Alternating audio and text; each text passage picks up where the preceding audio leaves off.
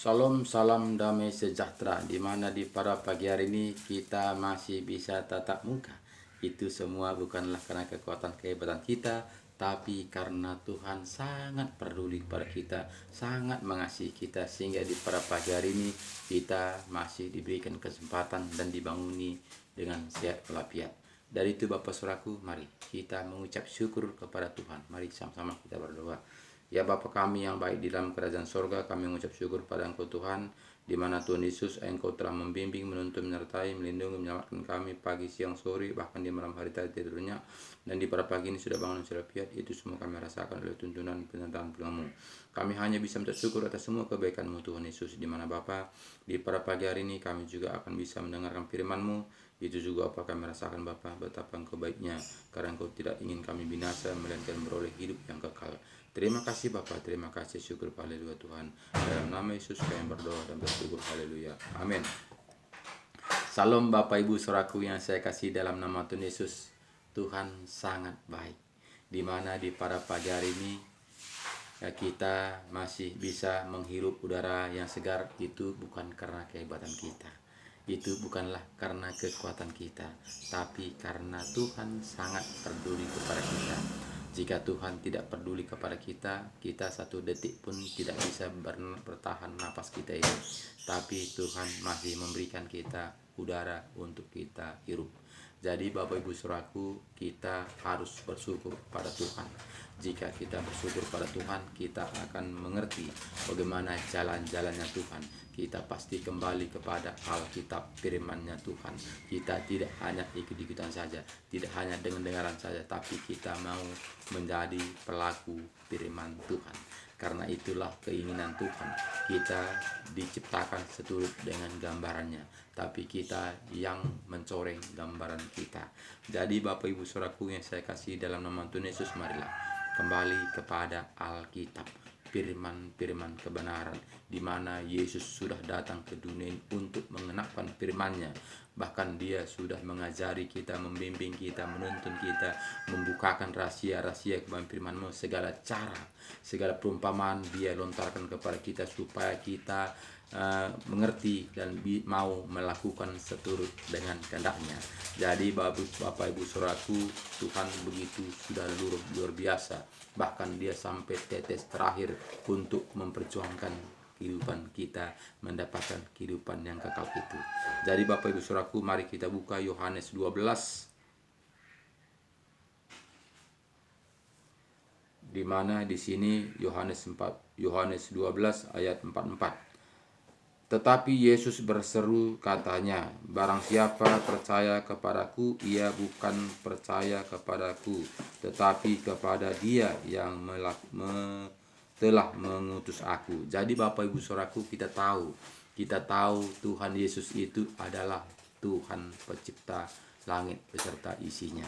Jadi Dia satu, walaupun mungkin sebutan berapa kata, bahkan kita melihat Tritunggal, 3 tapi 1, tapi itu satu. Tuhan Yesus Kristus, Roh Kudus. Jadi itu adalah satu. Jadi kita melihat di sini tadi katakannya kepada kita, dan barang siapa melihat aku, ia melihat Dia yang telah mengutus aku. Jadi Indonesia mengatakan kepada kita, jika kita melihat Tuhan Yesus, kita tahu bahwa kita melihat gambar Tuhan Yesus. Berarti kita sudah melihat gambar Tuhan sebenarnya yang menciptakan langit dan beserta isinya. Karena Dia adalah satu. Makanya di sini katanya kepada kita tadi, dan barang siapa melihat aku, ia melihat Dia yang telah mengutus aku. Jadi Bapak Saudaraku, kita harus mengerti di mana Tuhan Yesus datang ke dunia ini meninggalkan kealahannya, meninggalkan Allahnya di sorga untuk menyerupai sama seperti manusia. Dia lahir ke dunia ini seperti manusia, supaya manusia bisa bertatap muka dan bisa berbicara dan bisa diskusi tentang kebenaran firman-Nya. Tapi namun begitu saudaraku, banyak manusia saat ini, orang-orang Kristen tidak mau melakukan seturut dengan ajaran Tuhan Yesus. Kenapa seperti itu saudaraku? Itulah liciknya si setan itu untuk mengotot-otoi kita supaya kita satu pun tidak selamat. Itulah tujuan si setan. Jadi jika kita tidak kembali kepada firman Tuhan, tentu kita meragukan. Apakah kita yang sudah selamat atau tidak? Semua orang Kristen mengatakan saya sudah selamat. Saya sudah menjadi anak-anak Tuhan. Saya sudah menjadi pelaku firman. Jadi Bapak Saudaraku, seringkali kita melakukan ajaran-ajaran manusia. Kita mengatakan itu adalah pelaku firman Tuhan. Kenapa? Karena kita tidak dasarnya firman. Kalau jika kita dasarnya firman, tentu kita tidak seturut dengan apa yang kita lakukan selama ini, tapi kita seturut dengan firman Tuhan yang tertulis di dalam Alkitab, di mana Yesus mengajarkan. Karena Yesus mengatakan Yohanes 14 ayat 6 mengatakan, akulah jalan, satu pun tidak sampai kepada Bapa kalau tidak melalui aku. Jadi Bapak Ibu Saudaraku, jika kita tahu demikian, mari kembalilah kepada Alkitab, di mana Yesus mengatakan, di mana Yesus mengajarkan kepada kita. Dan di sini kita lihat ayat 47, dan jikalau seorang mendengar perkataanku tetapi tidak melakukannya, aku tidak menjadi hakimnya, sebab aku datang bukan untuk menghakimi dunia, melainkan untuk menyelamatkannya. Jadi kita lihat Bapak Ibu Saudaraku, Yesus datang ke dunia ini bukannya menolong orang-orang yang taat, tapi menolong orang yang berdosa. Makanya sering kita dengar bukannya orang sehat yang memerlukan tabib, tapi orang sakitlah yang memerlukan tabib. Yesus sendiri adalah tabib. Yesus sendiri adalah dokter. Jadi yang memerlukan dokter adalah orang sakit. Jadi kita ini adalah orang-orang sakit Bapak Saudaraku. Kita menyadari kita ini dari dosa nenek moyang kita, dari Adam dan Hawa, kita ini sudah sakit. Nah, jadi kita ini sudah datang Yesus untuk menggenapi firman-Nya. Yesus datang untuk mengobati kita. Yesus datang untuk membangkitkan kita. Yesus datang untuk menuntun, menyertai, membimbing kita. Jadi Bapak Ibu Saudaraku, betapa indahnya jika kita setia melakukan firman Tuhan, karena kita dijamin menjadi miliknya. Jadi Bapak Ibu Saudaraku yang saya kasih dalam nama Tuhan Yesus, seringkali kita ini tidak kembali kepada firman, tapi kita ini kembali kepada ajaran-ajaran manusia.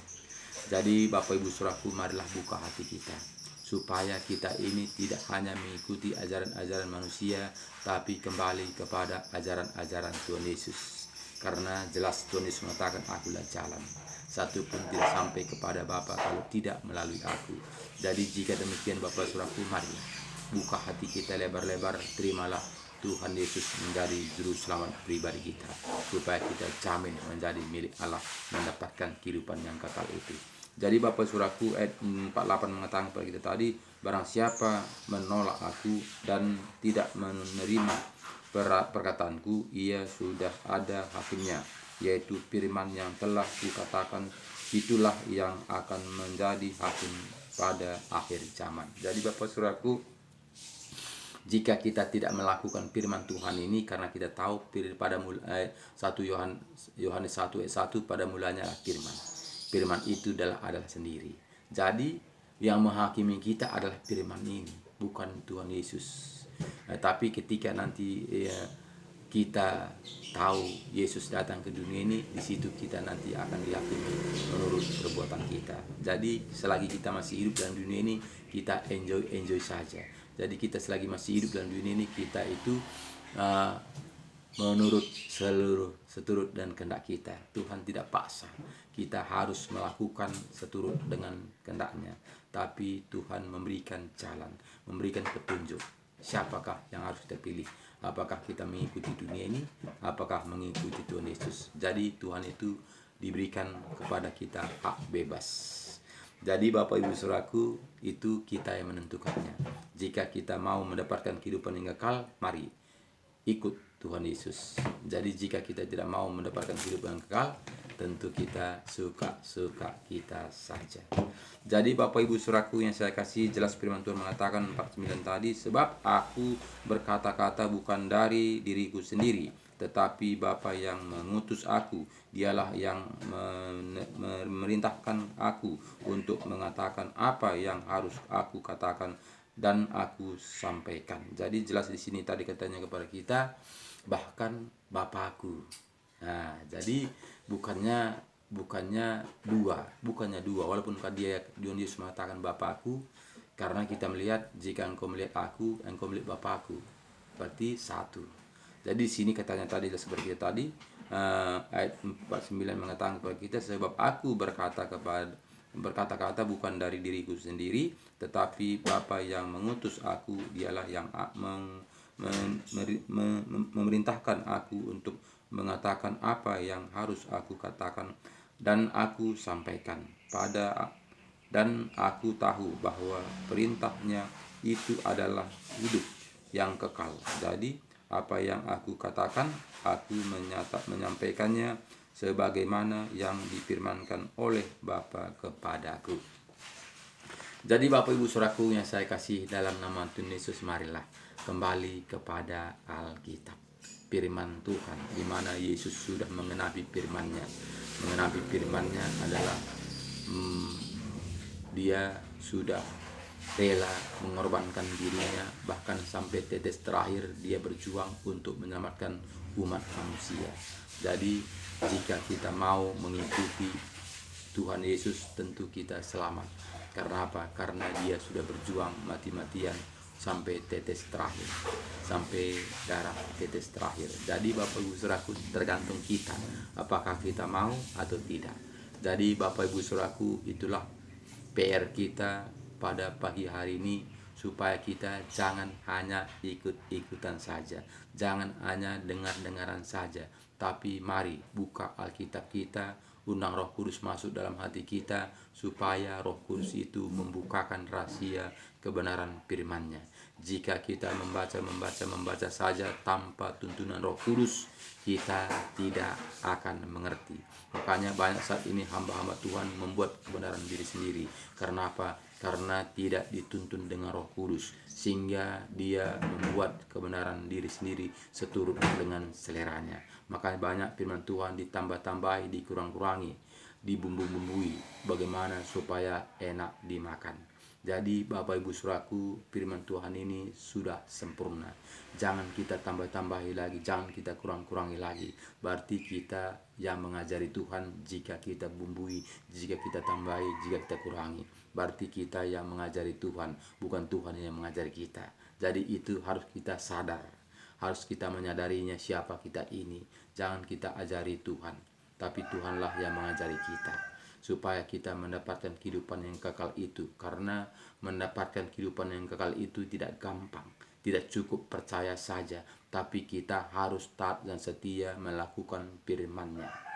Jadi Bapak Ibu Saudaraku, jangan kita digonikan hidup-hidup, karena banyak saat ini menganggap sudah selamat, menganggap saat ini sudah di dalam Tuhan, banyak saat ini menganggap dia sudah berjalan seturut firman Tuhan. Karena apa? Karena dia mengikuti aturan-aturan manusia, apa yang diaturkan manusia dia taat dan setia. Ternyata bukannya sedemikian rupa, tapi kembali kepada Alkitab, bertobat artinya kembali kepada jalan kebenaran. Jadi bukan bertobat seturut manusia, tapi bertobat seturut dengan kehendak Tuhan.